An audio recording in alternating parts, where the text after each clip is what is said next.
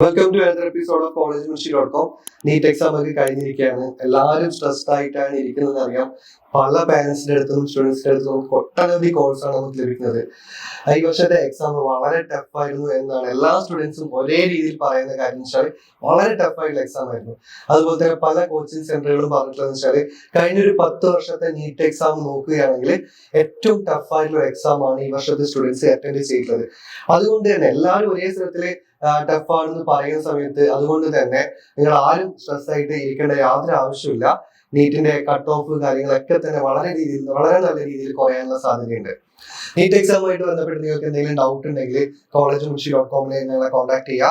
Admission ആയിട്ട് ബന്ധപ്പെട്ട് counselling ആയിട്ട് ബന്ധപ്പെട്ട് എന്തെങ്കിലും ഡൗട്ട് ഉണ്ടെങ്കിൽ അല്ലെങ്കിൽ മാനേജ്മെന്റ് സീറ്റിലേക്ക് അഡ്മിഷൻ ആഗ്രഹിക്കുന്ന സ്റ്റുഡൻസ് ആണെങ്കിൽ തീർച്ചയായും ഞങ്ങളെ കോൺടാക്ട് ചെയ്യുക.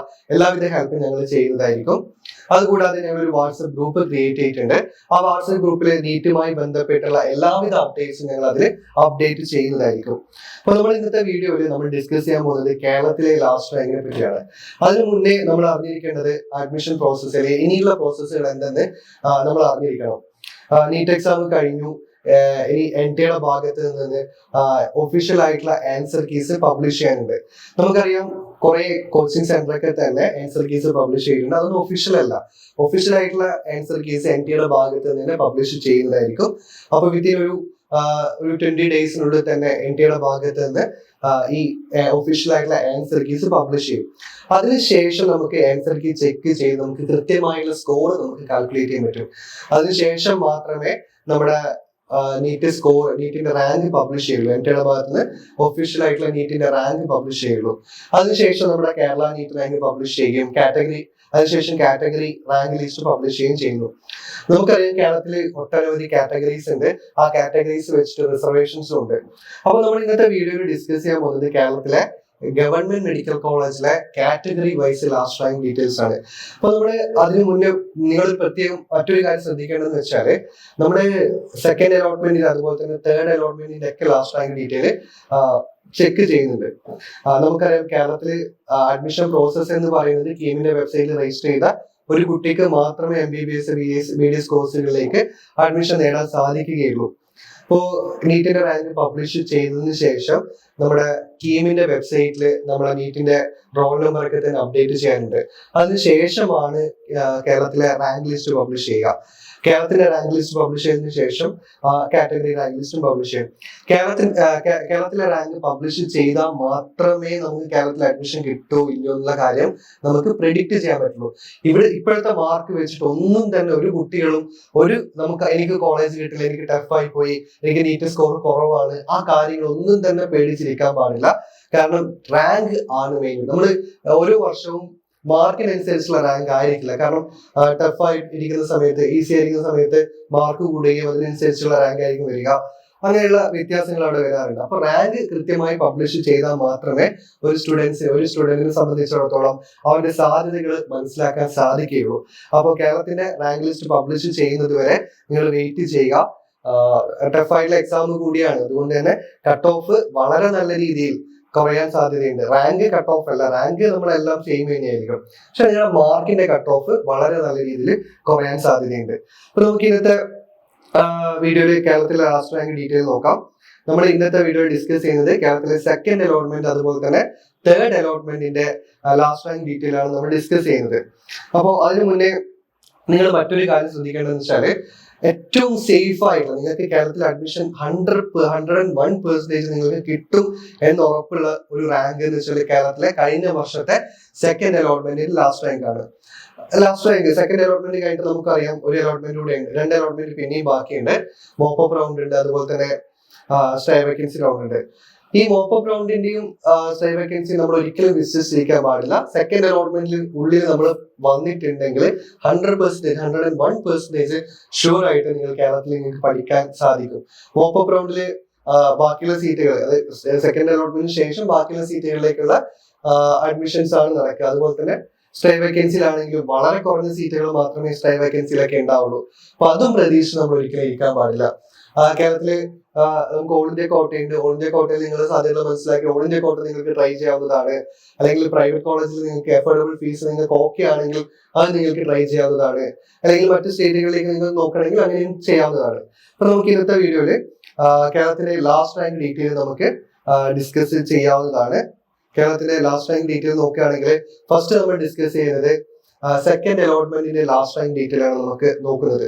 അതിന് മുമ്പ് കേരളത്തിൽ ഏകദേശം 12ഓളം ഗവൺമെന്റ് മെഡിക്കൽ കോളേജ് ആണ് കഴിഞ്ഞ വർഷം വരെ അപ്രൂവൽ ആയിട്ടുള്ളത്.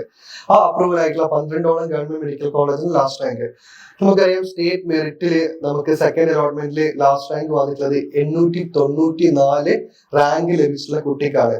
അപ്പോൾ അതിൽ കുറഞ്ഞ റാങ്ക് ആണ് നിങ്ങൾക്ക് ലഭിക്കുന്നതെങ്കിൽ നിങ്ങൾ കേരളത്തിലെ ഗവൺമെന്റ് കോളേജിൽ നിങ്ങൾ പഠിക്കാൻ അർഹതയുണ്ട്. നമുക്ക് ഏറ്റവും കൂടുതൽ സ്റ്റുഡൻസ് പ്രിഫർ ചെയ്യുന്നത് കാലിക്കറ്റ് മെഡിക്കൽ കോളേജിലാണ്.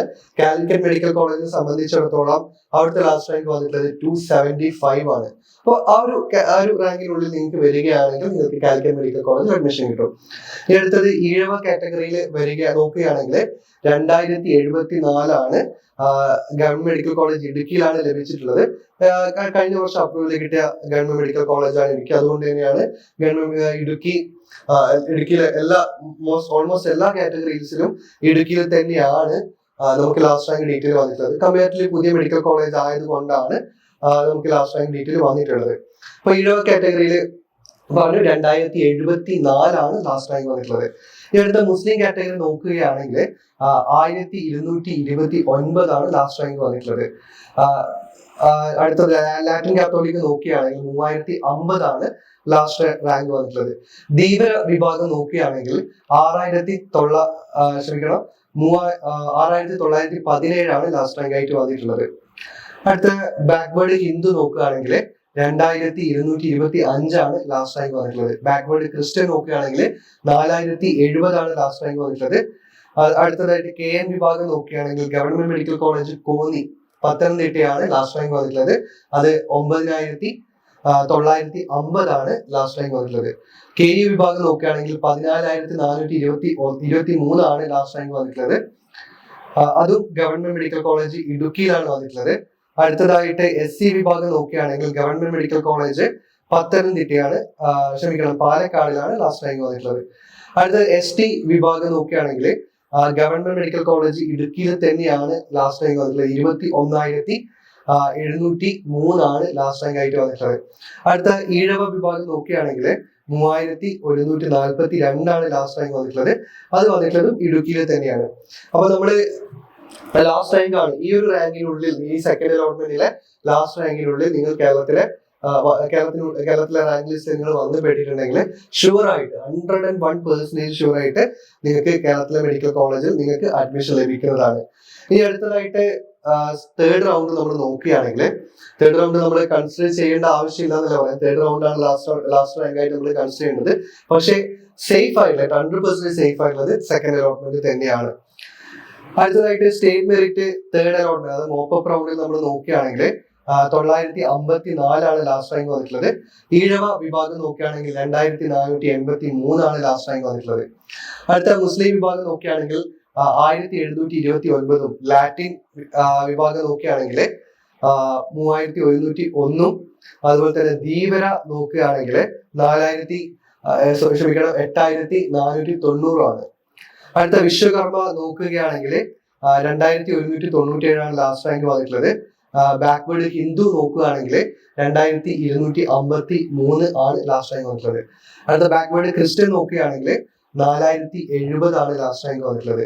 KN വിഭാഗം ആണെങ്കിൽ 9950. കഴിഞ്ഞ KNല് സെക്കൻഡ് അലോട്ട്മെന്റ് തന്നെയായിരുന്നു ലാസ്റ്റ് റാങ്ക്. തേർഡ് അലോട്ട്മെന്റ് അതിൽ വലിയൊരു വ്യത്യാസമൊന്നും വന്നിട്ടില്ല. KU വിഭാഗം നോക്കുകയാണെങ്കിൽ 14436 ആണ് ലാസ്റ്റ് റാങ്ക് വന്നിട്ടുള്ളത്. ഓൾമോസ്റ്റ് കഴിഞ്ഞ സെക്കൻഡ് അലോട്ട്മെന്റ് ഓൾമോസ്റ്റ് സെയിം തന്നെയായിരുന്നു ഇതും. SC വിഭാഗം നോക്കുകയാണെങ്കിൽ 14549, ST വിഭാഗം നോക്കുകയാണെങ്കിൽ 22304 ആണ് വന്നിട്ടുള്ളത്. അത് വന്നിട്ടുള്ളത് ഗവൺമെന്റ് മെഡിക്കൽ കോളേജ് പാലക്കാടാണ്. അടുത്ത ഈഴവ വിഭാഗം നോക്കുകയാണെങ്കിൽ 3320 ആണ് ലാസ്റ്റ് റാങ്ക് വന്നിട്ടുള്ളത്. ഗവൺമെന്റ് മെഡിക്കൽ കോളേജ് ഇടുക്കിയിലാണ്.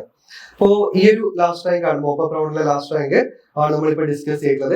അപ്പോൾ മോപ്പപ്പ് റൗണ്ടിൽ കൂടെ നിങ്ങൾ കേരളത്തിൽ മാത്രം നോക്കുന്ന ഒരു വിദ്യാർത്ഥിയാണെങ്കിൽ നിങ്ങൾ കേരളത്തിലെ ലാസ്റ്റ് റാങ്കും കേരളത്തിലെ മോപ്പപ്പ് റൗണ്ടിന്റെ ലാസ്റ്റ് റാങ്കും കൂടെ നിങ്ങൾക്ക് കൺസിഡർ ചെയ്യാവുന്നതാണ്. പക്ഷെ ഒരിക്കലും സ്റ്റേ വേക്കൻസിയിലേക്ക് നിങ്ങൾ ഒരിക്കലും പോകാൻ പാടില്ല. കാരണം അതൊരു സേഫ് ആയിട്ടുള്ള ഒരു പ്രൊസീജിയർ അല്ല. അതിന് മുന്നേ നിങ്ങൾക്ക് അഡ്മിഷൻ ലഭിക്കാൻ സാധ്യതയുണ്ടെങ്കിൽ നിങ്ങൾ അഡ്മിഷൻ നോക്കുക. ഓൾ ഇന്ത്യ കോട്ടയിൽ നിങ്ങൾ സാധ്യതകൾ മനസ്സിലാക്കുക. ഓൾ ഇന്ത്യ കോട്ട നിങ്ങൾ ട്രൈ ചെയ്യുക. കേരളത്തിന് പുറത്തുള്ള ഗവൺമെന്റ് മെഡിക്കൽ കോളേജിലെ സീറ്റുകളാണ് നമ്മൾ ഓൾ ഇന്ത്യ കോട്ടയിലൂടെ നമ്മൾ അപ്ലിക്കേഷൻ കൊടുക്കുന്നത്. MCCയിലാണ് നമ്മൾ അപ്ലിക്കേഷൻ കൊടുക്കുന്നത്. ഈ കാര്യങ്ങളൊക്കെ നമ്മൾ നെക്സ്റ്റ് വീഡിയോയിൽ വളരെ വിശദമായിട്ട് നമ്മൾ ഡിസ്കസ് ചെയ്യുന്നതായിരിക്കും. അതുകൂടാതെ നിങ്ങൾക്ക് MBBS ആയിട്ട് BDS ആയിട്ട് ബന്ധപ്പെട്ട് നിങ്ങൾക്ക് എന്തെങ്കിലും ഡൗട്ട് അല്ലെങ്കിൽ മാനേജ്മെന്റ് സീറ്റിലേക്ക് അഡ്മിഷൻ നോക്കുന്ന സ്റ്റുഡൻസ് ഒക്കെ ആണെങ്കിൽ തീർച്ചയായും ഞങ്ങളെ കോൺടാക്ട് ചെയ്യുക. അഡ്മിഷൻ ആയിട്ട് ബന്ധപ്പെട്ട എല്ലാവിധ സപ്പോർട്ടുകളും ഞങ്ങൾ നൽകുന്നതായിരിക്കും. Thank U.